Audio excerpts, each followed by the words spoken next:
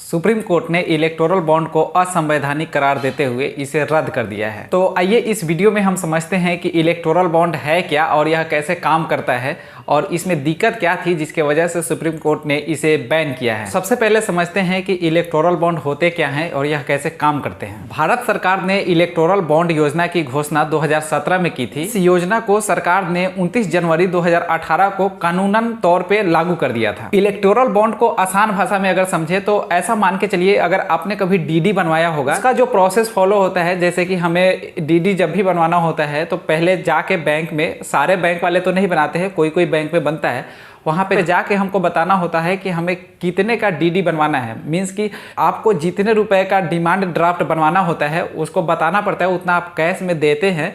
फिर बैंक क्या करता है कि आपको एक डीडी बना करके उस पर अपना मोहर चिपका करके आपको दे देता है।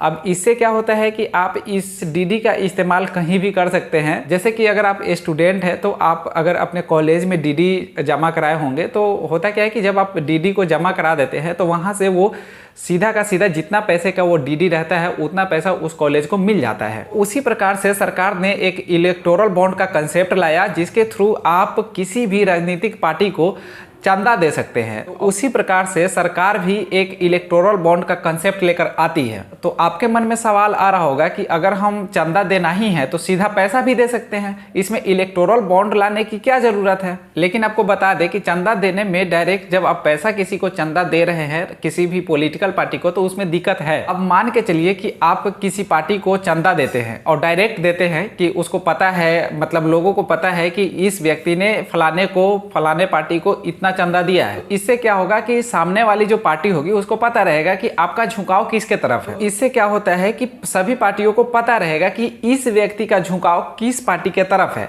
अब सपोज कीजिए कि अगर आप एक बिजनेसमैन हैं या आप आम आदमी ही हैं, तो आप अगर किसी पार्टी को चंदा दे रहे हैं और जिस पार्टी को आपने चंदा दिया है उसकी विरोधी पार्टी अगर सत्ता में आ जाती है तो उसको पता रहेगा कि इस व्यक्ति ने इस पार्टी को फंडिंग करी थी, तो फिर हो सकता है कि वह आपके साथ उल्टा सलूक करे। इसलिए इलेक्टोरल बॉन्ड का कंसेप्ट लाया गया था ताकि जो लोग भी चंदा देना चाहते हैं वो सीधा सीधा चंदा न दे करके एक इलेक्टोरल बॉन्ड खरीदे और वह इलेक्टोरल बॉन्ड जिस पार्टी को भी देना है उसको दे दे। इससे क्या होगा कि उसकी गोपनीयता बनी रहेगी। अब बात आती है कि इलेक्टोरल बॉन्ड को खरीद कौन सकता है। तो इलेक्टोरल बॉन्ड को कोई भी व्यक्ति खरीद सकता है जिसका किसी भी ब्रांच में केवाईसी के साथ उसका खाता खुला हुआ हो। इस योजना के तहत जिस भी भारतीय स्टेट बैंक को यह सुविधा प्राप्त है कि वह इलेक्टोरल बॉन्ड बेच सकता है, वहां से जा करके आप इलेक्टोरल बॉन्ड को खरीद सकते हैं। और इलेक्टोरल बॉन्ड खरीदने के लिए जो राशि रखी गई है 1000, सबसे मिनिमम जो राशि है वो 1000 है। फिर 10 से इसमें मल्टीप्लाई करते जाइए, लाइक कि 10,000, फिर उसके बाद 1 लाख, फिर 10 लाख, फिर 100 लाख, मतलब करोड़।